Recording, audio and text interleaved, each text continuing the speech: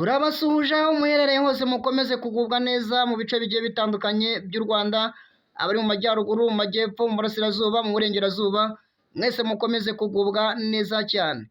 Ni amakuru y'ingenzi kuri Good TV Rwanda. Ku isasama byari biteganyijwe ko Bishop Gafaranga aburana imyanzuro y'urukiko ivuye mu rukiko rwisumbuye rwa Gasabo mu ngoro y'ubutabera ya Gasabo, banzuye ko Bishop Gafaranga yongera gukatirwa indi minsi 30 by'agateganyo ngo akazategereza ikindi gihe azongera kuburanira.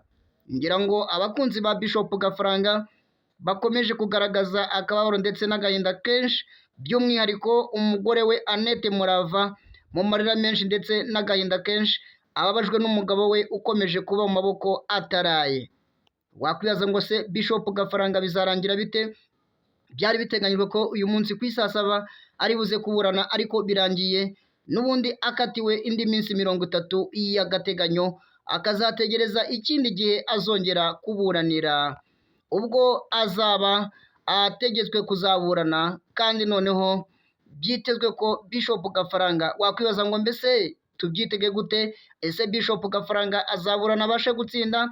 Ngira ngo ni amakuru menshi agiye atandukanye, n'ibivugwa byinshi bigiye bitandukanye biri kuvugwa hirya no hino, biri gucaracara hirya no hino kuri za murandasi, bagaragaza ko Bishop Gafaranga rwose amahirwe yo kuba yatsinda ntawe urayamenya neza, ariko kandi buriya tuzabimenya mu yindi myanzuro y'urukiko ruzagena ubwo Bishop Gafaranga azaba yongeye kuburana, dore ko ubu ngubu agiye gukatirwa indi minsi 30 by'agateganyo.